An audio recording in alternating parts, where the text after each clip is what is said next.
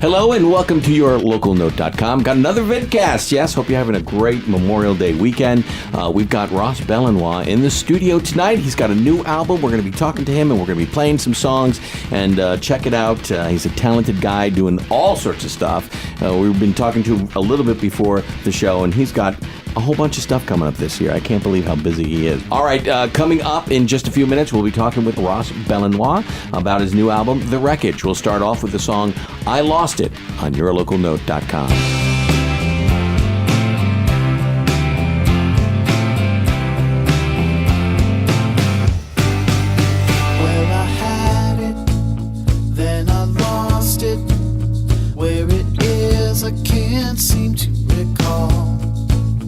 Cause it showed up and I lost it. I wonder if I ever had it at all. Whatever happened to the hands of time?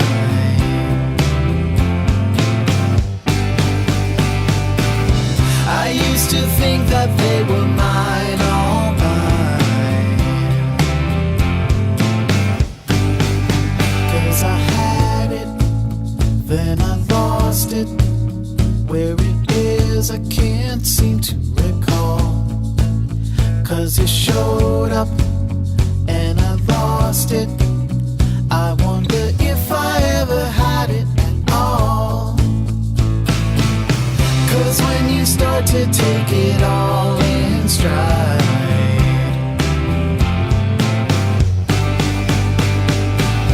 you end up sleeping eyes open wide.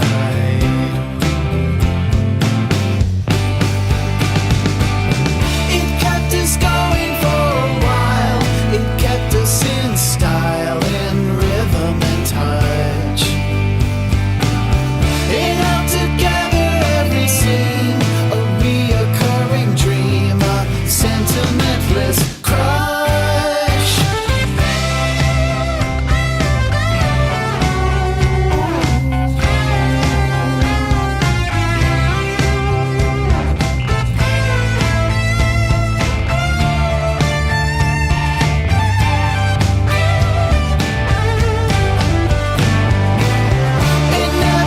To carry on, just ended with a song, another pointless rhyme.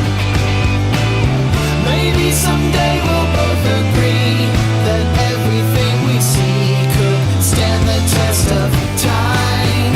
Cause we had it, then we lost it. Yeah, we had it, then we lost it.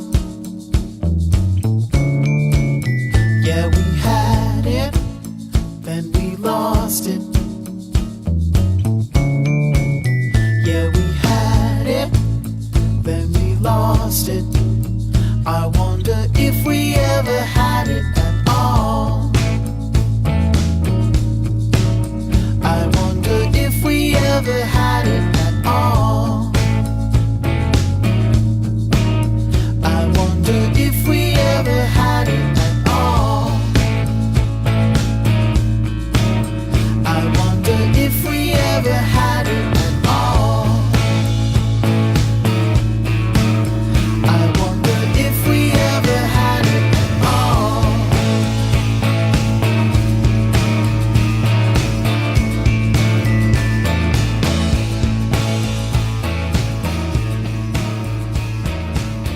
And that is Ross Bellenoit, and the song is called I Lost It from his new album, The Wreckage. And of course, we've got Ross in the studio. Once again, Ross, thank you so much for joining us. Thanks for having me. Okay, this is, I believe, your third time. Yeah, it's becoming a regular. Yes, absolutely. And the thing is, now, this is a different project than the last time, and this is a solo project that you're working on. Yes. All right, so let's talk about first the song I Lost It, and then we'll start talking about the album. Mm-hmm. What is this song about? It has a nice pop feel to it. Is that what you were going for on this album? A little more pop rock sound? I was definitely going for a more immediate rock sound and something that was a little more representative of what my band sounds like when we play. Okay.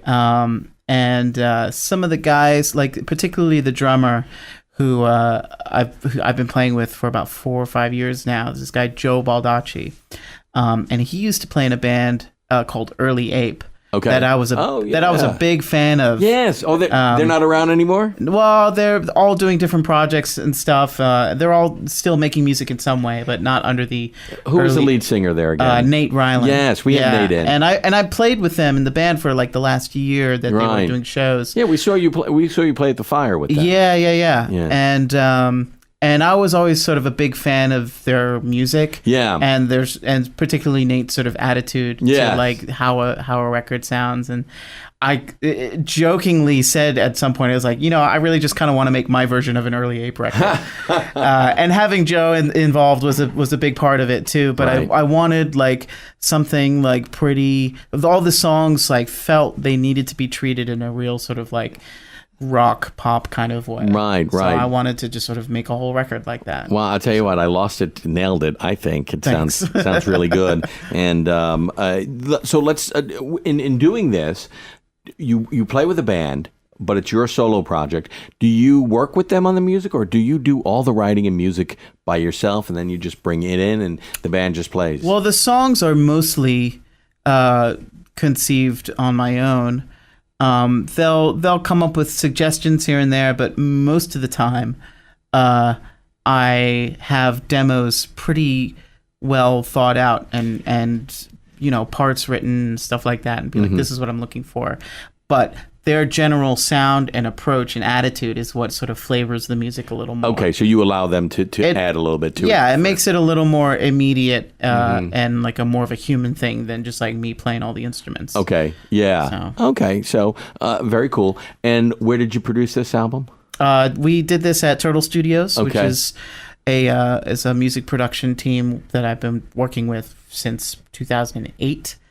And it's just like it's like a second home to me, just like all working with those guys. Do you self-produce, or do you get get an outside ear to help you? I self-produce 99% of my music, but a different record that I'm working on at the moment, which is more of an acoustic folk record. I'm actually letting one of the other producers on the team sort of take the reins to sort of have him push me in a different direction. How difficult is it? It's actually phenomenal. Like this, I'm really excited for. It's going to be the last record. But you got to be released. mentally prepared to say, "Okay, go ahead. You tell me what to do." I'm incredibly open to it, and like it's going to be the last record to be released this year, and I'm really looking forward to finishing up something that is like.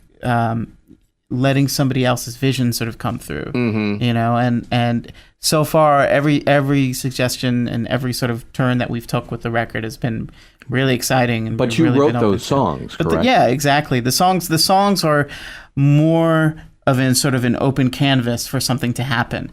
When I wrote the songs, they were just folk songs. Like I wrote most of them as just me and acoustic guitar, where the songs for the Wreckage were a little more thought out and planned to be like, this is what I'm looking for. Okay. But these songs, anything goes. Because and you wear many hats. You and not only do you produce your stuff, you produce other bands. Yeah. Besides working with other bands, because we had you in with the Diver project. Yeah. And then right before we came on, you told me about another project with another band that you're working on. Yeah. Do you ever sleep? I not enough sometimes, but yes, I do. So I mean, in doing that, I guess in some ways it's fun because you just go in that direction, and as you said, you scratch that artistic itch for that. But can it get frustrating in the sense that you dive into another project and it could stall a little bit? Yes, it does. And that's just kind of, I think you just kind of have to deal. And then just push through. And you just have to push through. Like there was a period of years where I realized I was working a lot on other people's music and I wasn't really doing a lot of my own stuff.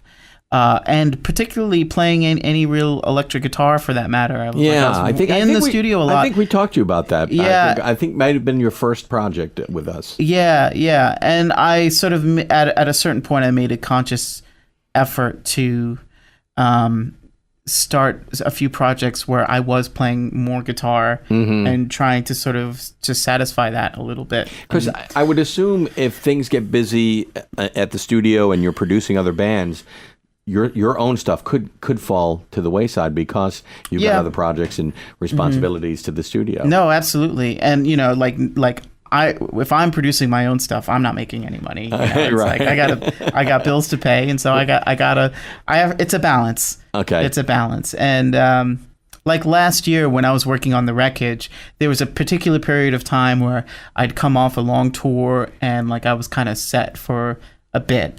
So I wasn't really itching to, hustle and I had some time to sort of devote to this record. And so I just kind of dove in for that month and a half to make the record. So all right, let's go to song number 2 and we'll play it and then we'll come back and we'll talk about it. We're hanging with Ross Bellenoit tonight. The album is brand new and it's The Wreckage, and this song is called Sayonara on yourlocalnote.com.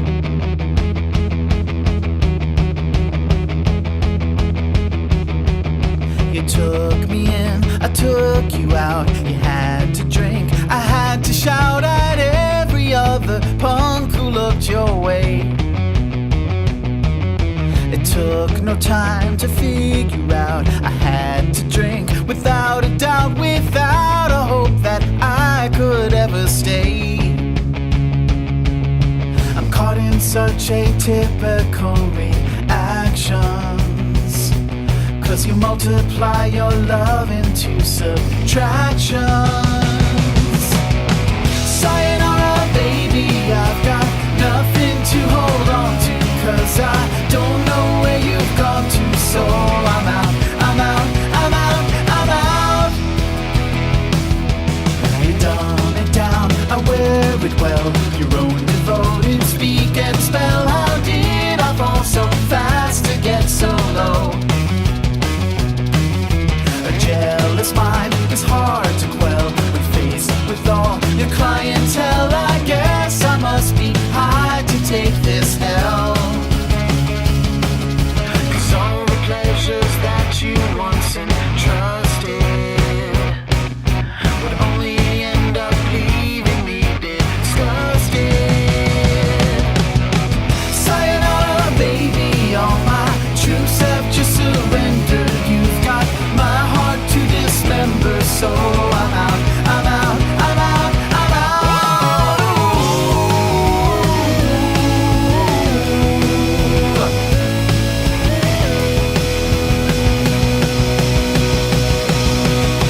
Sayonara, baby, tell me one thing semi-sweetly. Can we end all this discreetly, or will we read it in all the weeklies?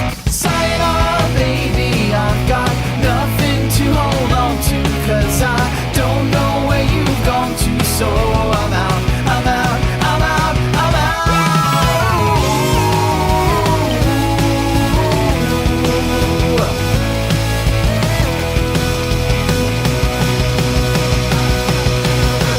The song is called Sayonara. It's Ross Bellenoit from his album The Wreckage. And Ross, welcome again to yourlocalnote.com. What is this song about? I would say sayonara means goodbye in Japanese. Yeah, correct? So yeah. I guess this is a goodbye song. Well, it's really funny, actually. I don't know about really funny, but no, like haha funny, but Ironic funny. I went on a writing retreat in the Upper Peninsula of Michigan with a few friends, and in about 7 days, I wrote 7 songs. Did you really? Yeah, and one of them was that song. Okay. And I went to the writing retreat with an acoustic guitar, a typewriter, and a list of song titles. Song titles? Yeah, just song titles. And one of them was Sayonara. I was like, you know what? That's got to be a song somewhere, And I wrote it in like the time it took to play it. It was like, it just came out really easily. Now, it was like, I thought it was a joke song at first. And I was like, oh no, actually this is kind of hilariously fun. Now you said a songwriting retreat. Now, were you co-writing with people, or you're just No, everybody just went off. There were like 3 or 4 of us, and everybody went off and wrote their own songs. Thing? Yeah. And then do you then play it for each other? Yeah. Well, at the end of the week, we had we cooked a nice big dinner and then like played everybody all our material that we'd come up with. Very cool. So, and most of the material from that writing session is going towards the folk record. Okay. That's going to come out later this year. Okay. But there were 1 or 2 songs that Sayonara and I think a song we'll be playing later, "End of Love," was also written in that batch too. Oh, nice. So very nice. I mean, then you must constantly write. I mean, you've got material for. Well, and we'll touch on this in just a second, but you got a jazz album coming out. So you got material for that. Mm-hmm. Then you got another album coming out at the end of the year. Yeah. You work with a band called, now it's what, Arc Diver, right? Yeah, the band is called Arc Divers now. Okay, Arc Divers now. You wrote music with them? Actually, no. All that music for Arc Divers is Emily's music. Okay. She writes all the songs. And then now you have the other band that you were talking about. I can't remember. It's yes. Muscles? Muscle Tough. Muscle Tough. Muscle Tough. It is a play on the words Mazel Tov. I came up with the band name before any gigs were booked or any band was put together. Mm-hmm. I just had the band name. And are you writing music for that? Yeah, it's I would best describe it as bizarro dance music. Okay. We do half covers, half originals, and it's like really we want to make people dance, but we want them to feel like a little weird at the same time. It's an excuse to be completely self-indulgent. Do you then, do you sit down and say, okay, I got to write for myself tonight, or, I got to write for a Muscle Top? It doesn't, I like to... or you just write and whatever comes out. I just write... Then you classify it afterwards. Pretty much. Sometimes I'll write specifically for... it's easier to write instrumental music more specifically for projects. But when I write my own songs for my solo projects with me singing, the lyrics come first usually. And I have to be sort of in a particular state of mind or inspired. And I've been through the process where I have been on a schedule where I write every day or I write something. And I feel like that's a good way to sort of get your, the songwriting muscle built. Okay. And then that way, when you get to the point when you're inspired, you're ready for it to come out and you're not struggling with it. You have an idea and you can follow it through to the end. Do you really have to mentally prepare yourself when you're producing? For example, producing the wreckage is going to be different than what you're going to produce with the jazz album. What kind of preparation do you mentally go through to say, okay, now I got to sort of change my attitude or style because this is a completely different genre? What do you do there? Yeah, just within the two sort of styles of music alone, the rock. A rock pop record like The Wreckage, it's like you want things to be right and correct, and you want them to be most presentable as possible. So, you do more takes. You analyze things a little bit more. You go everything with a fine-tooth comb a little bit more. And you spend more time recording the record. But with, say, this jazz record that I did, I had 2 days, 2 different groups of musicians, and that was it. There was no overdubbing. There's not much editing involved at all. Like, I spent 2 days making a jazz record, and at the end of the process, I was like, I could make 5 of these if it takes this long. I could just keep writing material. Right. And, I could put out like 2 jazz records a year if I wanted to. And are these all instrumentals? Yes. Okay. Yeah, they go way back to even before I moved to Philadelphia, like when I was living in Massachusetts. A good amount of the jazz material I wrote when I was in college. Okay. And I was sort of more regularly playing jazz guitar. And I wanted to sort of like consciously sort of take myself back to the woodshed a little bit and like get my chops back together a little bit. Okay. And so doing stuff like the jazz record and the band Muscle Tough, have really helped me sort of like, I feel like, get a little bit more of my chops back in like. So the playing different guitar. styles helps your playing. Oh yeah, absolutely, yeah. Mm-hmm. Well, okay. Then how so? How does it help you play? Well, how does it? Well, you learn improve your everything. playing? You learn all sorts of different things in the different contexts, and you know how to sort of adjust quickly mentally to each different sort of environment. Okay. You know, and I think as a musician in general, these days, you know, everybody needs to be able to do everything. You can't you need to sort of be able to play in a hotel lobby for 5 hours, you know, and know a bunch of tunes, and you know, you need to be able to deliver a high energy dance funk set for 25 minutes as an opening band and be able to go and make it happen. And you need to be able to even down to being able to finger pick through a nice acoustic folk song at an open mic. You need to be able to communicate a song with your voice and reach somebody that way. So all these little things, you know, you have to be able to do it all. At least that seems I have to be able to do it all. That's your philosophy, and that's my philosophy. You know, and it doesn't work for everybody. You know, and some people are better at other things than others, but. You know, I feel like it's working for you as a freelance musician. Yeah, you have to wear a lot of hats. You need to know the environments and the rules and the sort of code of behavior for all of those things. Well, you're a singer, songwriter, producer. Mm-hmm. You can play lead guitar, or you can back up. Mm-hmm. You know, backup guitar. If that's the right phrase for that. Rhythm guitar, I guess, is a better way of putting that. Yeah. And you play other instruments too, correct? Mm-hmm. Yep. So you cover it all. Yeah, I've probably other instruments less publicly. Okay. But I see. I have played. I played. There were a couple gigs I did with my buddy Hezekiah Jones. Who's like a Philly folk artist. He's been around for a long time. Mm-hmm. And I got called to do a gig with him because their bass player had double booked. And this was 2 days before the gig. And a lot of the material I had never heard before because it was all new stuff.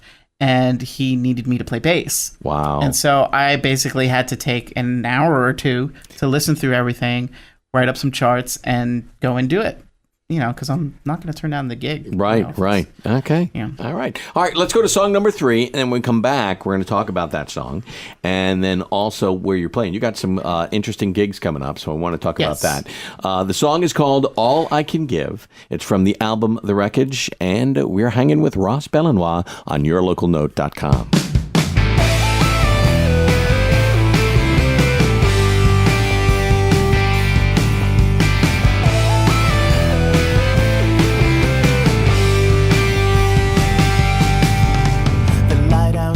My window has never seemed so gray, illuminating all the things I want to throw away. But you walk into the room and push aside my fears, deflecting all the love I've lost after all these years.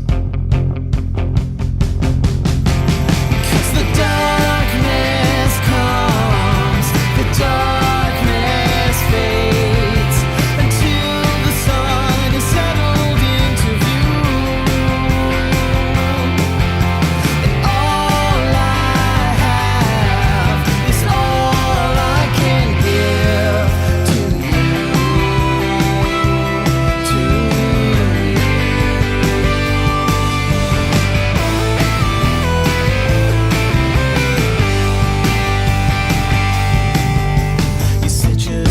beside me and stare into my eyes and leave behind the worried mind that I filled up with lies.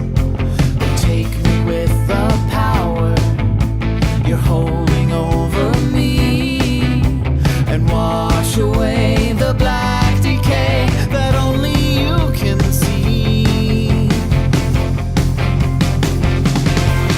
'Cause the darkness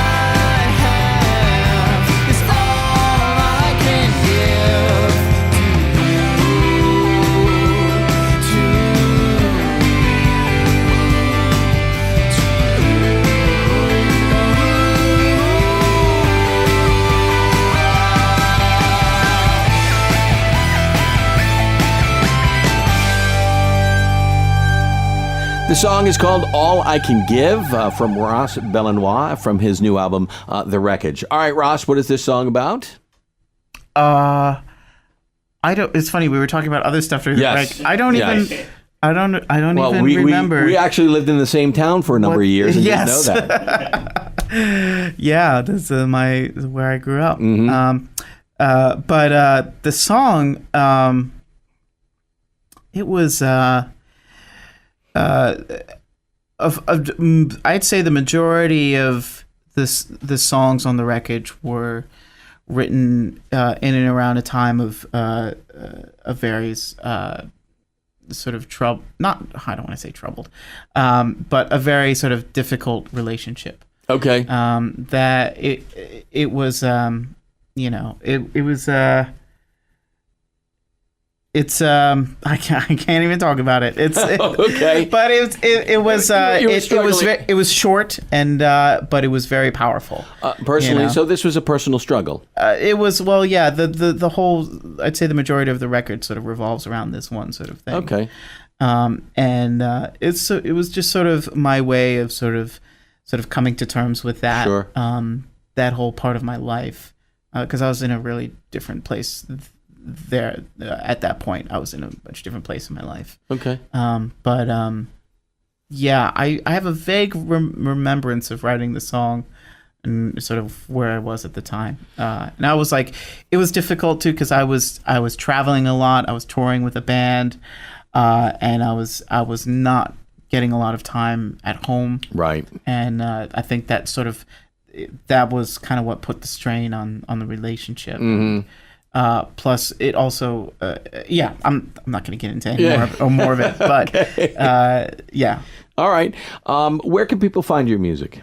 People can find my music at rossbellenoit.bandcamp.com. Okay. I do also have rossbellenoit.com, and it has links to all that stuff there as well. Very good. But Bandcamp is really where I'm focusing my energies into sort of putting out my music. There's a reason behind that. You've got a project going with that, right? Well, you're trying to focus your music there. Mm-hmm, yeah, because I'm now offering a subscription service where basically if you pay an annual fee, you receive my whole back catalog, which is the first full-length record and 3 EPs and a single, along with the new record, and whatever new music gets released, the day of, you get it in your email. Okay.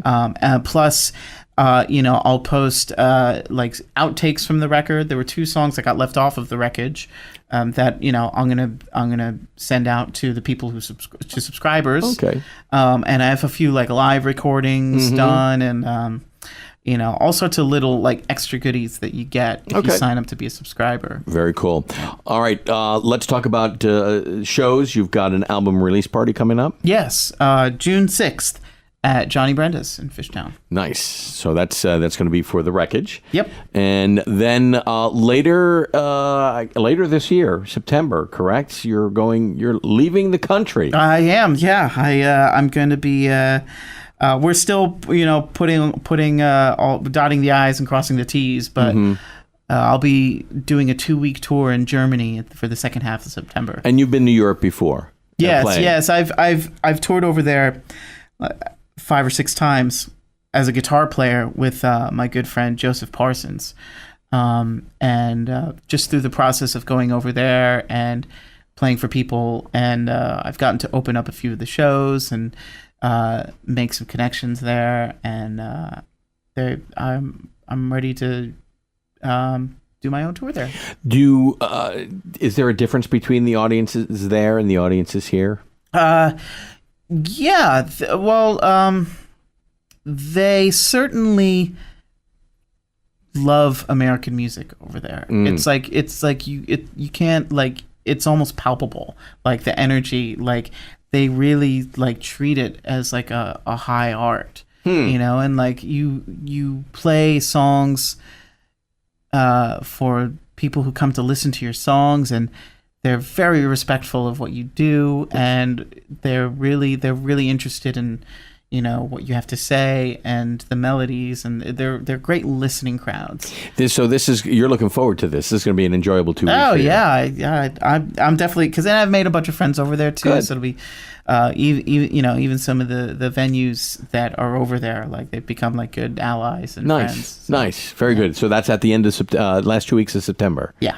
Cool. And then you come back, you do some shows here. You'll let us know where they are, and we'll put them on our site. Yeah, absolutely. Excellent. And of course, you've got 10,000 other projects going on. Yeah. Please keep us up to date on what you're doing. I will, definitely. And personally, I want to hear your jazz album. So let me know when it's done, so I can check it out. I'm probably gonna put that out the beginning of September before I leave. Okay, very cool. I want to check that out. Yeah, absolutely. Thank you very much. All right, really appreciate you hanging with us again. No, absolutely. Thank you. Good luck with the new album.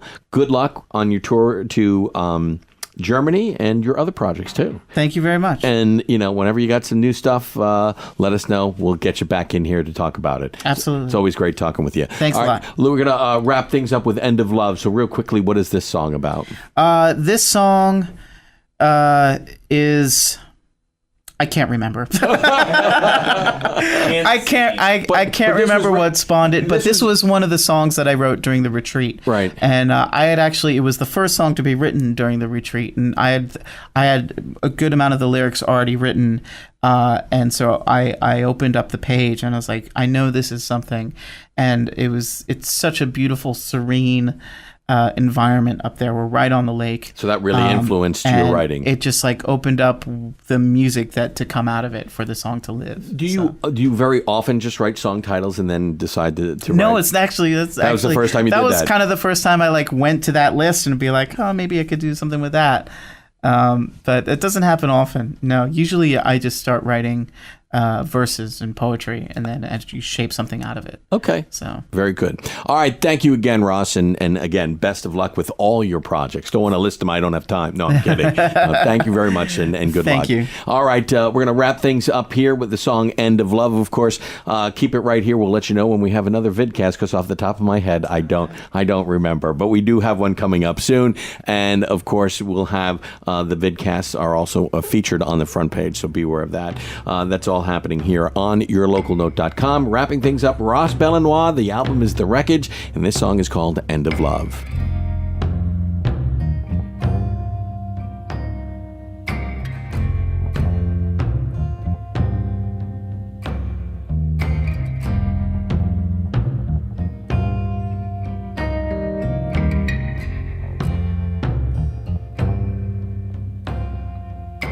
Living so close to the edge of tomorrow, the time that we spend now begs to be borrowed, standing alone with nothing to hold on to but forgotten details. The devil's made to haunt you. Walk me to the end. Show me where it starts. Walk me to the end of love.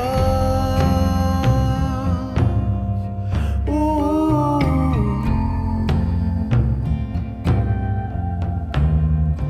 Complacent yet riddled with crushing emotion, afraid to be giving each other the notion that love is a river that flows on its own.